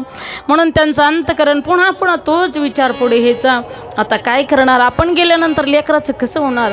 आपल्या लेकरांना खाऊ कोण घालणार? यांच्या पोटाची काळजी कोण घेणार? आत्ताच लोक आपल्याला भीक देत नाही, आत्ताच लोक आपल्याला जवळ करत नाही, मग माझ्या लेकरांचं छायाचित्र कोण असतं यांचं देखभाल करणार? पांडुरंगापुढे विनंती केली, हे पंढरीश, हे पांडुरंग परमात्मा, तू माझ्या लेकरांचा सांभाळ कर रे. माझ्या निवृत्तीनाथ असरा छोटा आहे, ज्ञानोबाई छोटाच आहे, माझा सोपानही छोटाच आहे, माझी मुक्ता तरी एकदम लहान आहे, खूप छोटं लेकरू आहे, 5 वर्षाची चिमुकली मुक्ता आहे, कसं सोडून जाऊ तिला? असं म्हणून अंतकरण तिचं दाटून येत होतं. कंठी प्रेम दाटे, नैनी निरलोटे, हृदयी प्रगटे रामरूप असं अंतकरण त्या माऊलीचं भरून येत होतं. पुन्हा पुन्हा पदर डोळ्याला लावित होती आणि माझ्या लेकरांना एकदा तरी मी चांगलं खाऊ घालेल म्हणून गोडधोड असा पुरणपोळीचा स्वयंपाक केला. माझ्या लेकरांना उद्या कोण खाऊ घालणार आहे म्हणून हे भगवंता तूच त्यांचा पाठी राखा आहे. देव राखी त्या मारील कोण न मोडे काटा हिंडता वण भगवंता तुझ्याशिवाय माझ्या लेकरांचा कैवारी कोणी नाही रे देवा. असं म्हणून रुक्मिणी आईसाहेब रडत होत्या. बळच अंतकरण दाबून त्या ठिकाणी स्वयंपाक केला आणि स्वयंपाक केला, लेकरांना जीव घातला. संध्याकाळी त्यांच्या डोक्यावरून हात फिरवले, त्यांना झोपी घातलं आणि त्या ठिकाणी प्रत्येक लेकराचा आलापाला घ्यायच्या, त्याच्या तोंडावरून हात फिरायच्या, त्याचं चुंबन घ्यायच्या, मुक्ताईचं चुंबन घ्यायच्या, छातीला लावायच्या, एक एक लेकरू कवटाळायच्या, छातीला लावायच्या आणि हंबरडा फोडायच्या. हे भगवंता ह्या लेकरांना सोडून कसं जाऊ, काय वेळ आणली रे तू माझ्यावरती, मला पर्यायच नाही आता, कसेही लेकर माझे उन्हात सोडू. असं अंतकरण दम धरून त्या लेकरा देखत रडू नये असं त्यांना वाटायचं, तरी अंतकरण त्यांचं भरून यायचं. पुन्हा हंबरडा फोडायच्या. शेवटी संध्याकाळी लेकरं सगळी जीव घालून त्या ठिकाणी झोपी घातली आणि दोघांची चर्चा सुरू झाली. विठ्ठलपंत आणि रुक्मिणी आईसाहेब. विठ्ठलपंत म्हटले, रुक्मिणी आपल्याला पहाटे 4 वाजताच असं इंद्रायणीच्या डोहामध्ये देहांत प्रायश्चित्त घ्यायचं आहे. रुक्मिणी आईसाहेब म्हटल्या काहीच हरकत नाही. त्यावेळेस विठ्ठलपंतांनी सांगितलं, अगं तुझ्यासाठी प्रायश्चित नाही, तू माझ्या लेकरांसाठी थांब. रुक्मिणीने सांगितलं, नाही तुम्ही जिथे तिथेच आम्ही, कारण आपण असणारे दोघांनीही सुखदुःखामध्ये त्या ठिकाणी एकामेकाला साथ देण्याचा संकल्प बहुल्यावरती चढतो तेव्हाच केलेला आहे ना, म्हणून आता मी मात्र खरोखर मागे राहून काय करू मी. म्हणून त्या ठिकाणी पुन्हा त्या निवृत्तीनाथांच्या डोक्यावरून हात फिरवला, त्याचं चुंबन घेतलं. ज्ञानोबरायांच्या डोक्यावरून हात फिरवला, सोपन काकांच्या डोक्यावरून हात फिरवला, मुक्ताईला गळ्याला लावलं. बिलगू बिलगू त्या ठिकाणी रुक्मिणी आईसाहेब रडू लागल्या, विठ्ठलपंत देखील रडू लागले आणि एक पत्र लिहिलं. 20 पत्रास की कारण माझ्या लाडल्या लेकरांनो, माझ्या लाडल्या लेकरांनो, तुम्हाला असताना खरोखर रक्षण करणारा तुमचा असताना खरोखर माझा पंढरीश पांडुरंग परमात्मा तुमचं रक्षण करणार आहे. माझा आशीर्वाद सदैव तुमच्या पाठीशी आहे. तुम्हाला सोडून जाण्याचं पाप आम्ही करत आहोत, पण आमचा नाविलाज आहे, कारण त्या ठिकाणी न्यायशास्त्राने तसा न्यायच दिलेला आहे की देहांत प्रायश्चित घ्यायचं आणि जोपर्यंत आम्ही प्रायश्चित घेत नाही तोपर्यंत तुमचं भविष्य घडत नाही. लेकरांनो माफ करा आम्हाला, तुमच्याच भविष्यासाठी आम्ही हे करतोय. तुम्हाला उन्हात उघड्यावरती अजिबात टाकत नाही. पंढरीश पांडुरंग परमात्मा तुमचं रक्षण करेल. त्या ठिकाणी माझ्या निवृत्तीला ज्ञानोबरायला अगोदरच सांगून ठेवलं होतं की चिमुकली मुक्त आहे ना, तिला आईचं प्रेम द्या, तिला आईचं प्रेम द्या. त्यावेळेस असताना खरोखर देहांत प्रायश्चित माझ्या विठ्ठलपंतानं रुक्मिणी मैयानं घेतलं. सकाळच्या प्रहारी त्या ठिकाणी विठ्ठलपंत रुक्मिणी माता दिशेनासी झाले. निवृत्तीनाथ सैरा वैरा इकडे तिकडे पाहू लागले, आई बाबा कुठे गेले. ज्ञानोबराय देखील त्या ठिकाणी त्यांच्याही लक्षात आलं. निवृत्तीनाथ देवापाशी गेले आणि त्या ठिकाणी नमस्कार करू लागली, माझे आई बाप कुठं सापडतील मला. ज्ञानोबराय ती म्हणू लागले. त्यावेळेस सर तिथे एक पत्र दिसलं, ते पत्र घेतलं आणि वाचू लागले.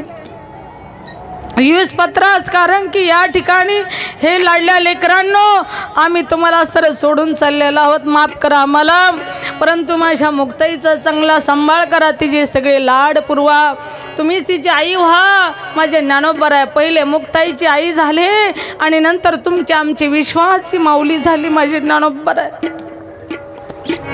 म्हणून महाराज माझी माऊली म्हणते, हे विश्वची माझे घर आईसी माती जयाची स्थिर किंबहुना रझार आपणाची जहाला.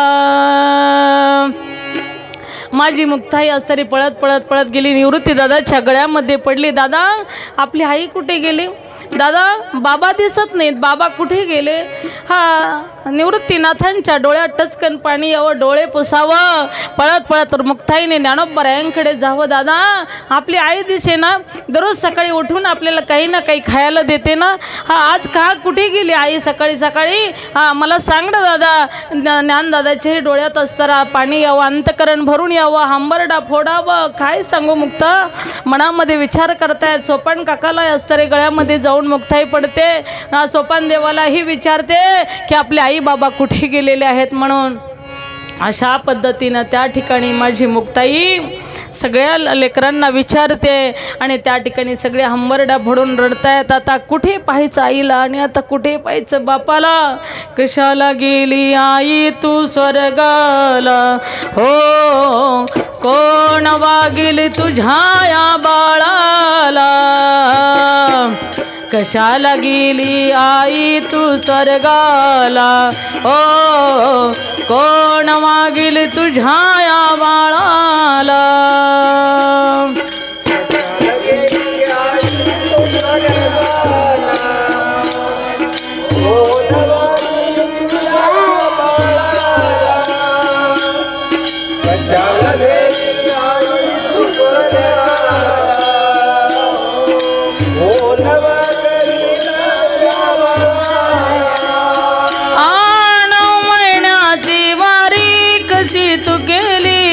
संकट तुझला आले असतील, पदराला बांधून नेली, सोडून गेली तुझ्या या लाडल्याला, हो कोण मागेल तुझ्या या बाळाला?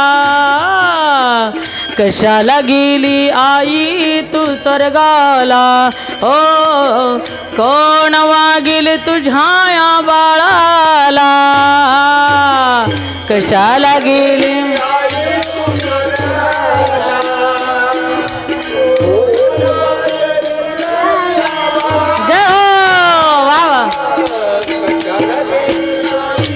स्वर्गाला,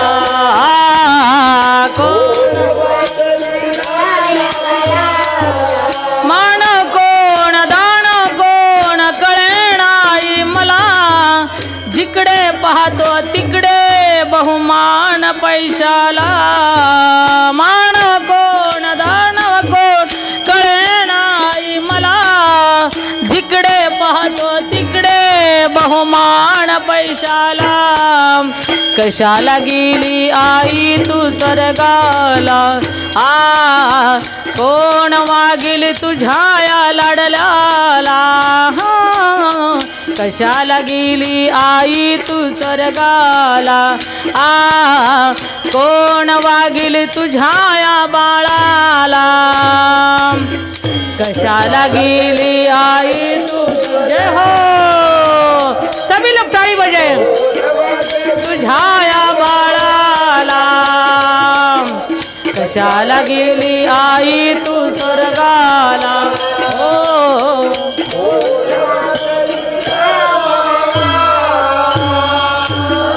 गोपाल कृष्ण भगवान की जय.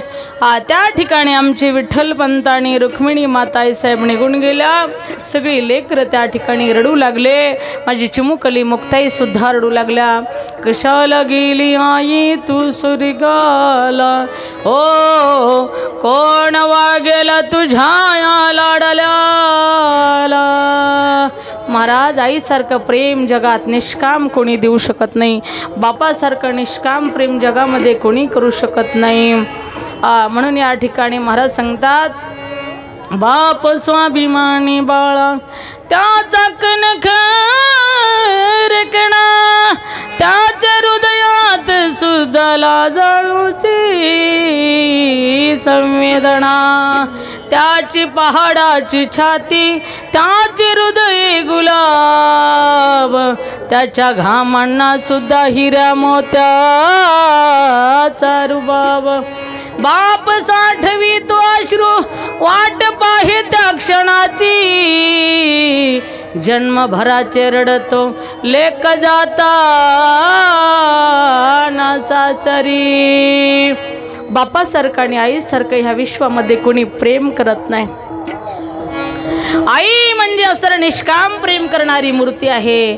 बाप सुद्धा निष्काम प्रेम करणारा हा सारा खरोखर बाप आहे. बापाचं छत्र जगामध्ये आपल्या डोक्यावरचं नष्ट झालं तर ती जागा भरून काढण्याचं काम कोणी करू शकत नाही.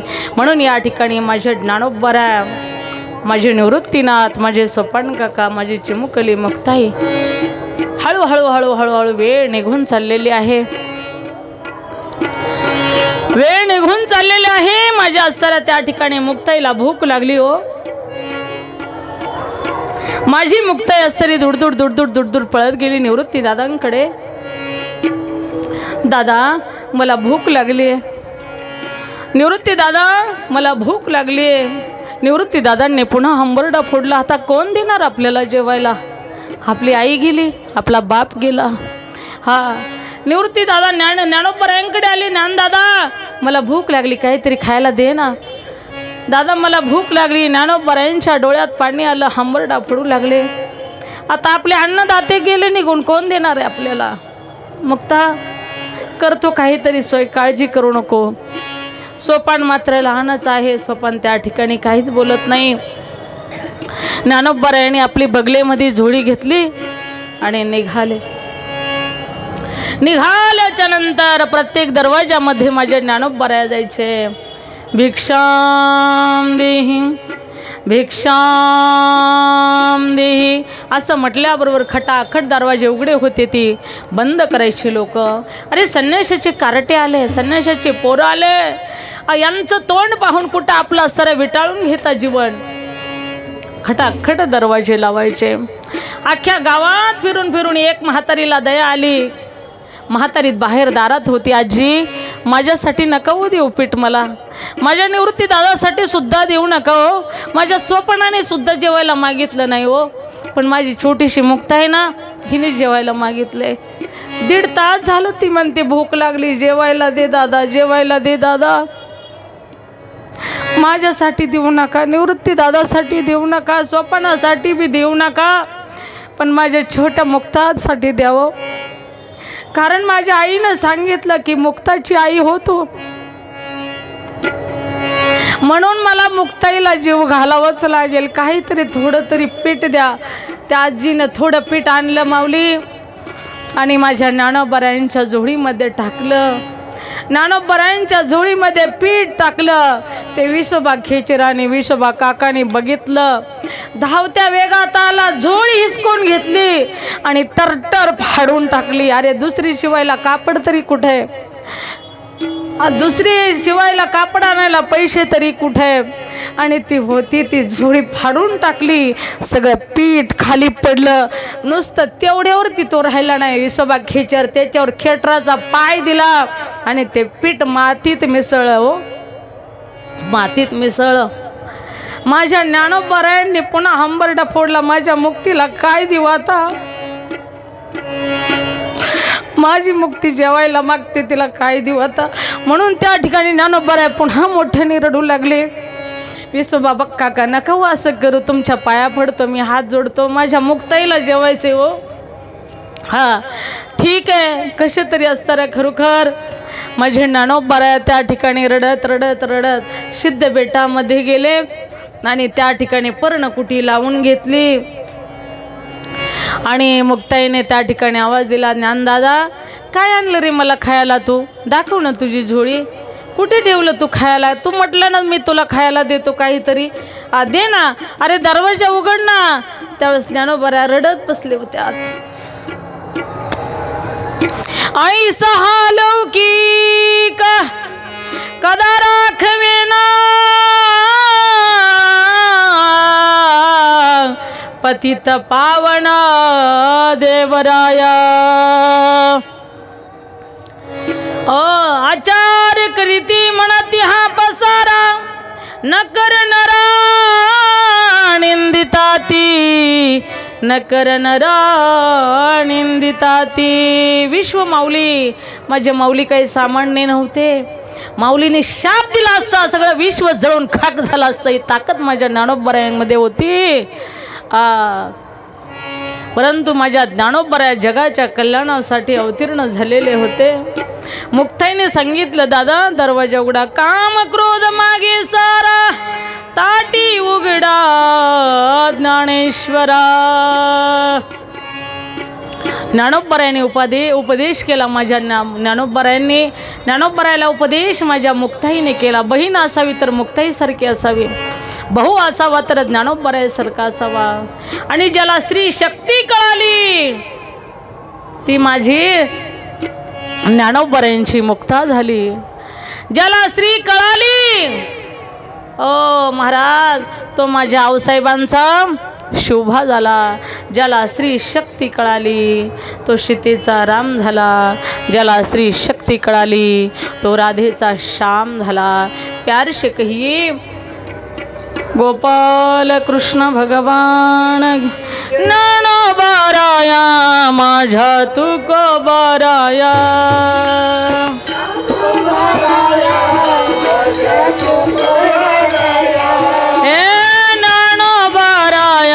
माझा तुको बराया.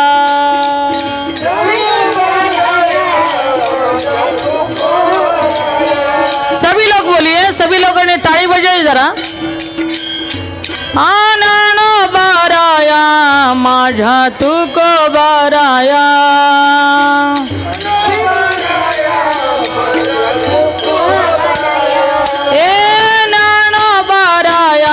माझा तुको बराया. जय हो. ए नानो बराया माझा तुको बराया.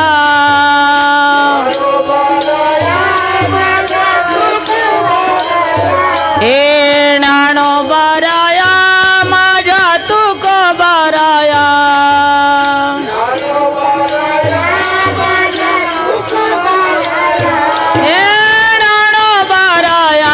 माझा तुको बराया. जय हो.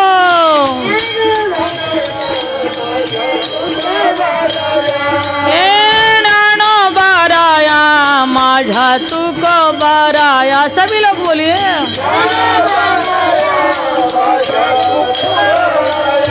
ए नानो बराया माझा तुको बराया. नानो बराया माझा तुको बराया. ए नानो बराया माझा तुको बराया.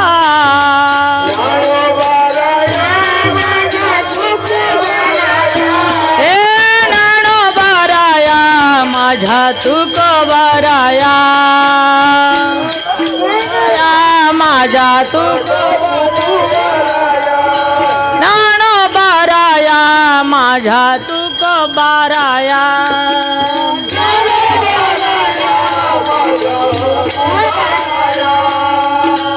गोपाल कृष्ण भगवान की जय. माझ्या ज्ञानोबरायाला भिक्षा कुणी दिली नाही. माझ्या मुक्ताईने उपदेश केला. विश्वपाट ब्रह्मदोरा. विश्वपाट ब्रह्मदोरा.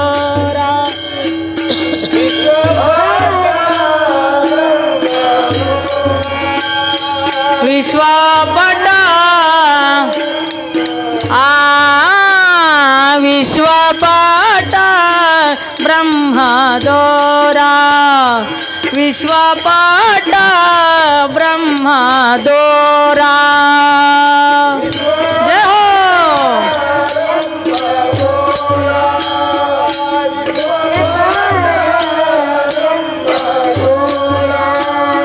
ताटी उघडा ज्ञानेश्वरा. ताटी उघडा ज्ञानेश्वरा. विश्वपाट ब्रह्मदोरा. विश्वपाट ब्रह्मदोरा. ज्ञानेश्वरा. ताटी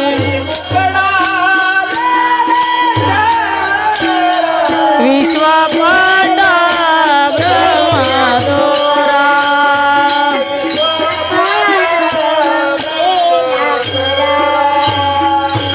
विश्वपाट ब्रह्मदोरा ताटी उघडा ज्ञानेश्वरा.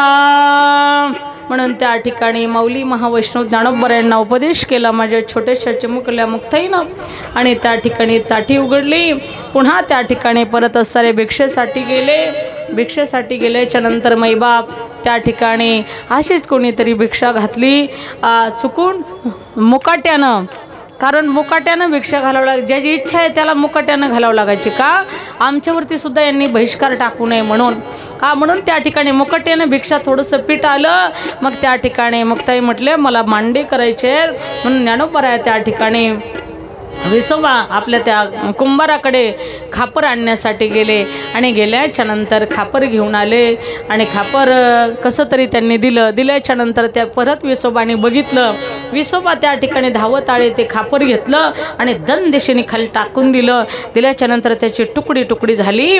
आणि त्या ठिकाणी कुंभाराला सांगितलं याद राख, परत जर खापर दिलं ना तर तुला सुद्धा तिकडं असणाऱ्या सिद्ध बेटावर राहायला जावं लागेल. परत त्याला खापर देऊ दिलं नाही. मग त्या ठिकाणी माझे ज्ञानोबराय आले. माझ्या मुक्ताईला वाईट वाटलं. माझी मुक्ताई रडू लागली. मुक्ताईला ज्ञानोबरायांनी सांगितलं मुक्ते रडू नको, आता काहीतरी करण्याची गरज आहे. चमत्काराशिवाय नमस्कार लोक करत नाही. खूप झाली चेष्टा, आता खूप सहन केलं या जगाचं, पण आता नाही. ज्ञानोबरायांनी विचार केला. सांगितलं मुक्ते पीठ मळ. त्या ठिकाणी मुक्ताने त्या ठिकाणी पिठाचा गोळा तयार केला. माझे ज्ञानोबराय गुडघ्यावरती असे असणारे त्या ठिकाणी टेकले आणि जठराग्नी संतप्त केला आणि आपली पाठ त्या ठिकाणी लालबुंद करून टाकली. माझ्या मुक्ताईने त्या ठिकाणी छोटे छोटे मांडे केले आणि पाठीवरती ते मांडे भाजले. काही लोक लई खवट असतात बघा. कारण एक तर खापर दिलं नाही, देऊ दिलं नाही, दिलं ती पडून टाकलं आणि टाकलं. मग परत काही गरज आहे? मग खिडकीतून डोकून बघायला लागला. दिलं नाही, देऊ न दिलं नाही, दिलं ते फोडून टाकलं आणि आता कसे करतेत म्हणून खिडकीतून डोकून पाहायला लागला. खोडी करायच्या. परत कसं होतं ह्यांचं, कसे तरसते ते बघायला काय गरज होती का जायची?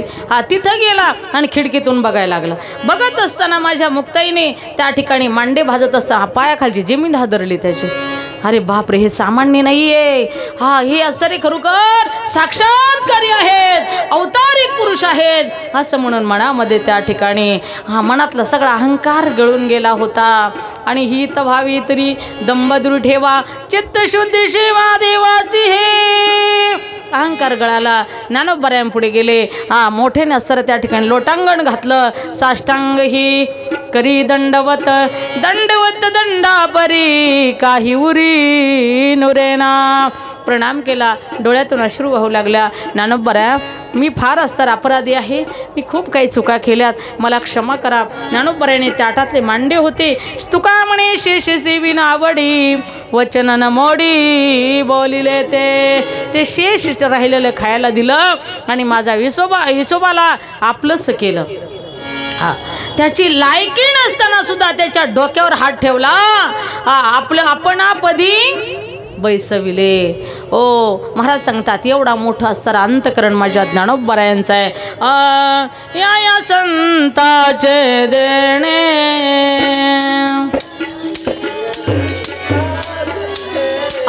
कल्पतरुणी दोणे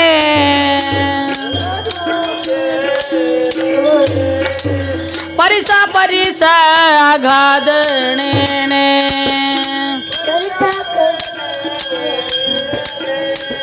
चिंतामणी ठेंगणा या संताचे देणे या संताचे देणे या संताचे देणे या संताचे देणे. हो गोपाल कृष्ण भगवान की. ज्या विसोबाने खापर देऊ दिलं नाही, ज्या विसोबाने पिठामध्ये माती कालवली, त्या विसोबा खेचराच्या डोक्यावर हात ठेवला. हात ठेविला मस्तकी. आणि आपल्यासारखं त्याला करून घेतलं, एवढा मोठा अधिकार दिला की तो नामदेवरायांचा शिष्य बनण्याच्या लायक त्याला बनवलं, त्याला वैराग्य प्राप्त झालं, त्या क्षणी संसाराचा त्याग केला. म्हटलं काहीच खरं नाही. माझ्या ज्ञानोबरायांचे त्याने चरण धरले आणि त्या ठिकाणी ज्ञानोबरायांनी दिलेला मंत्र तो घोकत असताना खरोखर औंढा नागना त्या ठिकाणी गेला. एवढं मोठं मूर्तिमंत वैराग्य त्याच्याकडे होतं की त्या ठिकाणी ओम नमः शिवाय, ओम नमः शिवाय, ओम नमः शिवाय, ओम नमः शिवाय जप करत बसला. आणि इकडे मात्र माझ्या नामदेवरायांनी गुरु केलेला नव्हता. देव जवळ असून सुद्धा त्याला देवाचं महत्त्व कळत नव्हतं. त्याला फक्त एकच अहंकार होता, देव माझ्यापाशी, देव माझ्यापाशी, देव माझ्यापाशी. पण ह्या विश्वात देव भरून उरलेला आहे हे त्याच्या लक्षात नव्हतं. म्हणून तो त्या ठिकाणी असताना माझ्या पांडुरंगानं सांगितलं, विठ्ठल नामदेवा तुला गुरु करण्याची गरज आहे. नामदेवराय म्हटले, देवा मला काय गुरु करण्याची गरज आहे? तू माझ्याशी बोलतोय, तू माझ्याशी पाशी बसतोय, माझ्यापाशी उठतोय, माझ्याशी गप्पा मारतोय, माझ्याशी विनोद करतोय, माझ्याशी चेष्टा करतोय. ओ तू मला देव गुरु कशासाठी करावा लागतो? देव मिळवण्यासाठी, देवाची प्राप्ती करून घ्यायसाठी. तू मला आधीच प्राप्त आहे, मला काय गरज आहे गुरुजी? मग त्यावेळेस नामदेवरायांची परीक्षा घेतली आमच्या कुणी पांडुरंगानं. मग त्या ठिकाणी म्हटले, नाही नाही तुला गुरु करायला जावंच लागेल म्हटले. मग या घिसाड्याचं रूप घेतलं पांडुरंगानं, घिसाडणीचं रूप घेतलं रुक्मिणीनं. नामदेवरायांनी घालेले आहेत चंद्रभागेमध्ये घिसाड्याचं रूप घेतलं, घिसाडणीचं रूप घेतलं. 3 दगडाची चूल केली, मोठा हंडा एवढा असा त्याच्यावरती ठेवलेला आहे. आणि त्या हंड्यामध्ये असणारे खरोखर उकळतंय पाणी. आणि त्याच्यामध्ये डुकर दिसलं की त्याच्यामध्ये टाकायचं, मांजर दिसलं की त्याच्यामध्ये टाकायचं, बोका दिसलं की त्याच्यामध्ये टाकायचं, जनावर दिसलं की त्याच्यामध्ये टाकायचं, पशु दिसला की त्याच्यामध्ये टाकायचा, पक्षी दिसला की त्याच्यामध्ये टाकायचा. नामदेवराय जवळच होते. आता नामदेवाला वाटलं मला बी टाकतोय का काय त्याच्यामध्ये. नामदेव भिवून बाहेर पळायला लागला. आणि बाहेर पडत असताना त्या ठिकाणी त्या ठिकाणी त्याच्या पाठीमागं विठ्ठल त्या ठिकाणी पळू लागले. गोपाल कृष्ण भगवान की जय. हो मग तिथून असताना आमचे नामदेवराया पळत पळत पळत पळत पळत गेले. आणि त्या ठिकाणी धावत्या वेगामध्ये खरोखर औंढा नागना त्या ठिकाणी गेले. गेल्याच्या नंतर भगवान भोलेनाथांना प्रणाम केला, नमस्कार केला, भोलेनाथाचं दर्शन घेतलं. आणि दर्शन घेऊन मात्र त्या ठिकाणी विसोबा खेचर जिथे झोपलेले होते का तिथे गेले, त्यांचंही दर्शन घेतलं. पण मनामध्ये शंका आली. आता लोक म्हणतात ह्याला गुरु कर, देव बी म्हणला ह्याला गुरु कर, ह्यो काही गुरु करण्याच्या लायक आहे बा म्हणला. मनामध्ये शंका. म्हटलं ह्याने तर महादेवच्या डोक्यावर पाय ठेवलेत, म्हटलं याला कसं गुरु करायचं? त्या ठिकाणी रागात क्रोधात आलेले म्हटले, ए म्हातारे उठ. ते म्हाताऱ्याने असं बघितलं, उठवत नाही म्हणलं. आता आहे का नाही, उठवत नाही. मग म्हटले अरे तुला कळतं की नाही काही? खुशाल महादेवच्या डोक्यावर तू पाय ठेवलेत म्हटला, अक्कल आहे का नाही मनात म्हणला. आता तो म्हटला बाबा माझे गलित गात्र झालेत, मी म्हातारा झालो, एक काम कर माझे पाय उचल आणि तू दुसरीकडे टेकव. पाय उचलले, दुसरीकडे टेकवले महाराज. तर तिथं सुद्धा महादेवाची पिंड तयार झाली. तिथून दुसरीकडे टेकवले, तिथं महादेवाची पिंड तयार झाली. तिथून दुसरीकडे टेकवले, तिथं महादेवाची पिंड तयार झाली. तिथून दुसरीकडे टेकवले, तिथंही तिथंच 12 ज्योतिर्लिंग तयार झाली. त्यावेळेस महादेवाचा अधिकार, आपल्या विसोबा खेचराचा अधिकार नामदेवरायांना कळाला. नामदेवरायांच्या लक्षात आलं, अरे ह्याने डोक्यावर पाय ठेवले नाही तर देवाने त्याचे पाय डोक्यावर घेतले. हा कृपा प्रसाद कुणाचा आहे? तर माझ्या ज्ञानोबा माऊलींचा आहे, माझ्या ज्ञानोबा माऊलींचा आहे. म्हणून माझ्या माऊलींची ज्यांच्यावरती कृपा होती ना ते माणसं अनाथ राहत नाही, ते सनाथ होतात. म्हणून माझी माऊली भरून उरलेली आहे. काय सांगू, माझ्या माऊलीचं असणारं चरित्र खूप आहे. आणि त्या ठिकाणी आमच्या नामदेवरायांना प्रसाद भेटला आणि प्रसाद घेऊन त्या ठिकाणी पुन्हा पंढरपूर क्षत्री आले. तिथे आल्याच्या नंतर माझ्या पांडुरंगानं पुन्हा त्या ठिकाणी असं कुत्र्याचं रूप घेतलं. माझा भक्त बी बघा, माझा पांडुरंग किती भक्ताची परीक्षा घेतोय. आणि त्या ठिकाणी रूप घेतलं आणि रूप घेऊन मात्र त्या ठिकाणी नामदेवरायाला भूक लागली होती. चंद्रभागेचं स्नान केलं आणि त्या ठिकाणी थोडीशी असणारी भाकरी खाऊ लागले, चपाती खाऊ लागले, पोळी खाऊ लागले. भिक्षाचं अन्न जे गोळा झाले ते 2-2 घास. आणि खरोखर भिक्षाचं अन्न अनेक प्रकारचे पदार्थ गोळा होत असतात. एक ठिकाणी भाकरी केलेली ती वेगळी आणि प्रत्येक घरून मागून आणलेले वेगवेगळी चटणी, वेगवेगळे लोणचं, वेगवेगळी चपाती, वेगवेगळी भाकरी. खूप त्याची चव काही वेगळीच असते महाराज. आणि त्या ठिकाणी ते अन्न ग्रहण करत होते. आणि ग्रहण करत असताना त्या ठिकाणी अन्नग्रहण त्यांनी केलं. आणि केल्याच्या नंतर माझ्या भगवंताने त्या ठिकाणी तिथे आले. आणि तिथे येऊन असणाऱ्या इथं घ्या ना, कार्यक्रम चालू आहे, मांडी कशी मोडू मी. गोपाल कृष्ण भगवान की जय. अन्न ग्रहण केलं. आणि अन्न ग्रहण करून त्या ठिकाणी अन्न ग्रहण करत असताना त्याच्याबरोबर खायला काही नव्हतं. तर माझे त्या ठिकाणी पांडुरंग परमात्मा आले आणि त्या ठिकाणी सांगितलं, अरे बाबा, ज्यावेळेस अन्न जेवत होते ना, असं थोडं बसा ना, तुम्हाला कुठं जायचं आहे, असं मध्ये डिस्टर्ब नका करू, बसा, कार्यक्रम होता, आता 10 मिनटं राहिलं आहे, लिंक तुटते, दुसरं काहीच नाही. गोपाल कृष्ण भगवान की जय. बसा बसा, बसून घ्या.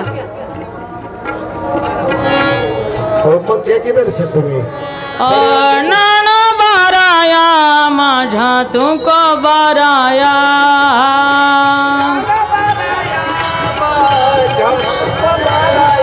हे नाना बाराया माझा तुको बाराया,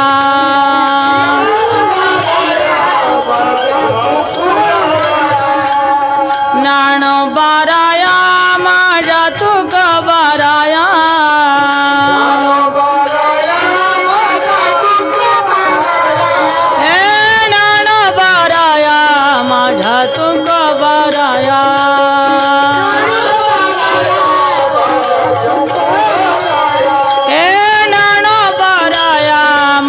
तो गवाराया.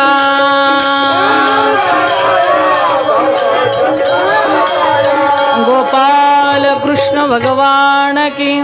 माझे नामदेवराय त्या ठिकाणी जेवत असताना त्या कुत्र्यानी मात्र त्यांच्या ताटातली भाकरी नेली, चपाती नेली. त्यावेळेस माझ्या नामदेवरायाने तुपाची वाटी घेतली. सांगितलं त्या कुत्र्याला, सांगितलं, अरे कोरडी खाऊ नका देवा, तुपासंग खा. मग त्यावेळेस असं माझ्या भगवंताने प्रत्यक्षात रूप प्रगट केलं. आणि प्रगट करून मात्र त्या ठिकाणी नामदेवाला दर्शन दिलं चतुर्भुज रूपामध्ये. सांगितलं, नाम्या, तुला आता अक्कल आली का नाही? मी सुरुवातीला आलो होतो घिसाड्याच्या रूपात, तेव्हा तुम्हाला ओळखलं का? नाही ओळखलं. आता मी कोणत्या रूपामध्ये आलो? कुत्र्याच्या रूपामध्ये आलो, तरी तुम्हाला या ठिकाणी ओळखलं. नानोबाराया माझ्या तुकोबाराया. म्हणून माझ्या नानोबारायांनी अशी कृपा केली कोणावरती? जिने विसा केला गुरु तेने झाला साक्षात्कार. म्हणून महाराज कार्तिक वद्य तृतीयाला माझ्या ज्ञानोबारायांनी त्या ठिकाणी समाधिस्थ होण्याचा त्या ठिकाणी संकल्प केला. वेळ खूप झालेली आहे, जास्ती सांगत नाही.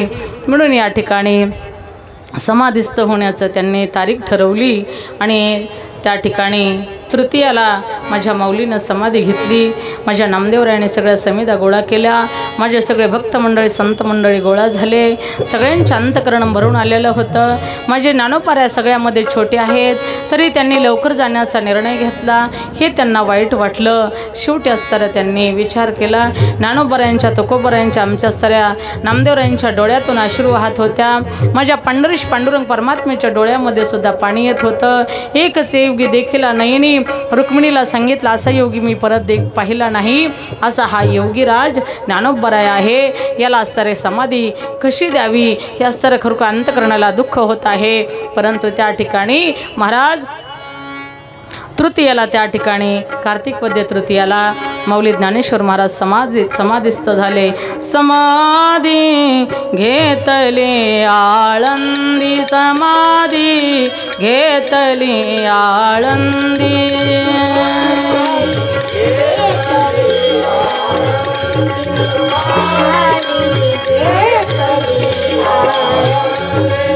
भवती शोभे सिद्धामांदी भवती शोभे सिद्धामांदी समाधी घेतले आळंदी समाधी घेतले आळंदी समाधी घेतले आळंदी समाधी घेतले आळंदी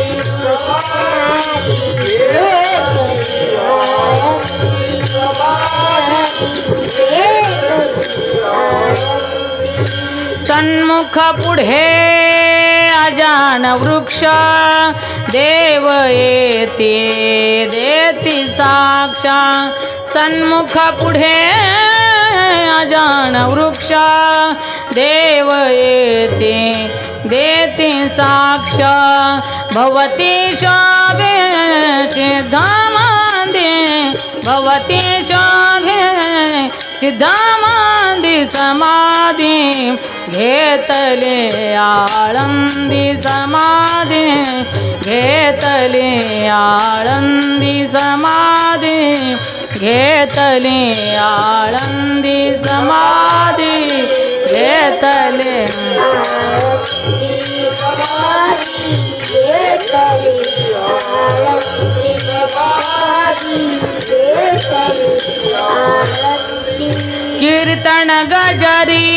कीर्तन गजरी नाम घोष चराचरी भवती शोभे सिद्धामांदी भवती शोभे सिद्धामांदी समाधी घेतले आळंदी समाधी घेतले आळंदी घेतले आळंदी समाधी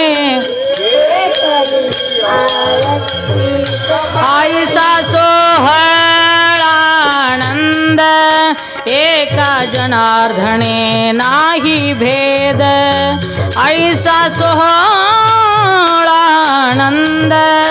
एका जनार्दने नाही भेद भवती शोभे सिद्धामांदी भवती शोभे सिद्धामांदी समाधी घेतले आळंदी समाधी घेतले आळंदी समाधी घेतले आळंदी घेतले आळंदी घेतले आळंदी गोपाल कृष्ण भगवान की जय करविली तैसी केली कटकट वाकडी किनीट देव झाणे झालेले प्रवचन रूपी पुष्प या ठिकाणी माऊलींच्या चरणी समर्पित करते आणि इथेच थांबते। माऊली महावैष्णव ज्ञानेश्वर महाराजांची अफाट शक्ती अफाट ताकद आहे। माऊली ज्ञानोबरायांनी रेड्याच्या मुखून वेद बोलवला, माऊली ज्ञानोबरायांनी जड भिंत चालवली, माऊली ज्ञानोबरायांनी चांगदेवाचा अहंकार घालवला, माऊली ज्ञानोबरायांनी विसोबासारख्या खेचरासारख्या दुष्टांवरती सुद्धा कृपा केली। म्हणून माझी विश्व माऊली ही विश्वावरती प्रेम करणारी आहे। जगाने त्यांना दगड हाणले, काटे टोचवले, पण त्यांनी जगाला प्रेमच दिलं, त्याला संत म्हणतात। म्हणून अशा माझ्या माऊली ज्ञानोबरायांच्या चरणी नतमस्तक होते। आळंदी ही गाव पुण्यभूमी ठाव, दैवताचे नाव सिद्धेश्वर, 84 सिद्धांचा सिद्ध भेटी मेळा, तो सुख सोहळा काय मानो, नामा म्हणे देवा चला तया ठाया, विश्रांती घ्यावया कल्पावरी। कुणाला कधी संसारात वैताग आला ना तर आळंदीला येऊन राहायचं, पण मरायचं नाही। काय काय लोक म्हणतात चाललो मी फाशी घ्यायला आणि चाललो मी मरायला आणि चाललो मी उडी टाकायला आणि चाललो मी चंद्रभागेत डुबायला। कुठं मरू नका, जाऊ नका, इथं या। म्हणून अशा पद्धतीने विश्व माऊली या ठिकाणी ही जगाची आहे। आपण कोणी अनाथ नाहीत, सगळे सनाथ आहोत। ही विश्व माऊली आपली आहे। या माऊलीला माझं म्हणा, माऊली ज्याच्यावरती कृपा करतील ना कल्पतरू तळवटी, जो कोणी बैसला काय उणे त्याला सांगा जोजी। जीवनामध्ये व्यसन आणि फॅशन ही कमी करा, तंबाखू खाऊ नका, मिसऱ्या लावू नका, दारू पिऊ नका, गांजा पिऊ नका। हीच सर या प्रवचनातून खरा संदेश असेल। आणि एक जरी माणूस याच्यातून सुधारला तरी आपलं प्रवचन या ठिकाणी सफल झालं म्हणायचं. हा नाही तर 4 टाईम महिला बी मिसऱ्या लावित्यात, मग त्याने होतो कॅन्सल. हा म्हणून मिसऱ्या लावू नका, तंबाखू खाऊ नका, दारू पिऊ नका. दारू गांजा मत पियो यारो, अक्कल गुंग हो जाती है. अपने कमल का दाम खर्च कर मुँह में मिट्टी आती है. म्हणून या ठिकाणी दारू पिऊ नका, गांजा पिऊ नका, तंबाखूही खाऊ नका जास्ती प्रमाणात, म्हणजे खाऊच नका बाबा. आता तुम्ही म्हणता महाराज मस्त सांगितलं, पण आता मला बरंच म्हणलं लई येड लागल्या. तुम्ही सांगितल्यापासून लावू वाटाना तुमच्या पुढं मिसरी, पण येड लागतं माणसाला. का तर त्या ठिकाणी हे मनाने येड घेतलेलं असतं ना त्याचं. म्हणून या ठिकाणी माऊलीच्या दरबारामध्ये संकल्प करा आणि त्या ठिकाणी आपलं आरोग्य व्यवस्थित राहण्यासाठी व्यसनमुक्त जीवन जगा, असा सगळ्या जगाला संदेश आहे आपला. प्रत्येक कीर्तनातूनही आपण सांगतो, आपल्या दिंडीमध्ये असं व्यसन करणारं कुणीच नाही. तुमच्या चरणी नतमस्तक होते. आदरणीय सगळे आमच्या सर या ठिकाणी भाविक भक्त, सर्व दिंडीतील आलेले माझे आदरणीय भाविक भक्त, या ठिकाणी सोलेवाडीकर तरुण बांधव, या ठिकाणी भोरवाडीचे भजनी मंडळ आणि या ठिकाणी नान्नचे भजनी मंडळ, पांगुळगावांचे भजनी मंडळ, सर्वच आदरणीय या ठिकाणी सर्व गावाचे, पाटोदा, भोरवाडी, जामखेड, आष्टी, आष्टा, सर्व गावातील या ठिकाणी आदरणीय वारकऱ्यांच्या चरणी नतमस्तक होते. मस्तकही पायावरी यावार करे संतांच्या. झालेलं प्रवचन रूपी पुष्प इथेच विराम. आता प्रवचन झाल्यानंतर सगळ्यांनी फराळ करून घ्यायचं. नाणोबाराया माझ्या नाणोबाराया, वरती हात करा, टाळी वाजवा. नाणोबाराया माझ्या तुकोबाराया,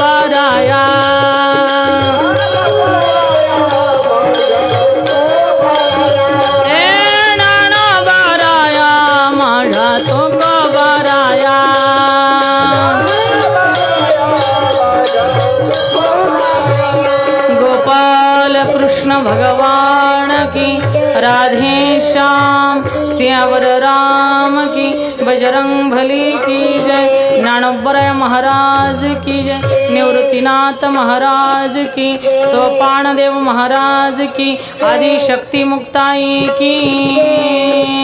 विठाला विठाला विठाला विठाला विठाला विठाला विठाला. आता विश्वात्मके देवे येणे वागयज्ञ तोषावे, तोषाणी मज द्यावे पसाई जाणे. जे खळांची व्यंकटी सांडो, तया सत्कर्मी रती वाढो, भूता परस्परे पडो. मैत्र जीवांचे दुरितांच्या तिमिर जावो, विश्वस्वधर्म सूर्य पावो. जो जेवांची लतो ते लावो प्राणी जात. वर्षेत सकळ मंगळी, ईश्वर निष्ठांची मांदियाळी. अनवरत भूमंडळे भेटो तया भूता. चला कल्पतरुच्या रव, चेतना चिंतामणीचे गाव. बोलती जे अर्णव पियुषांचे, चंद्रमे जे अलांछन. मार्तंड जे तापहीन, हे सदाही सर्व सज्जन स्वीरे होत. किंबहुना सर्व सुखी पूर्ण हो दे तिही लोकी. भजिजो आदि पुरुषी अखंडित, आणि ग्रंथ उपजीविये विशेष लोकीये. दृष्टादृष्ट विजयी होवावे जी. एथ म्हणे श्री विश्वेश्वराओ, हा होईल दान पसाओ. येणे वरे दान देव सुखिया झाला, येणे वरे दान देव सुखिया झाला. येणे वरे दान देव सुखिया झाला. ओम शांती शांती शांती शांती. पुंडलिकवरद हरी विठ्ठल श्री ज्ञानदेव तुकाराम पंढरीनाथ भगवान माऊली ज्ञानेश्वर महाराज की जगद्गुरु तुकाराम महाराज की जय संत सावता महाराज की जय संत वामन भाऊ महाराज की जय बजरंगबली हनुमान की पार्वती पते हर हर महादेव गुरुदेव दत्त छत्रपति शिवाजी महाराज की धर्मवीर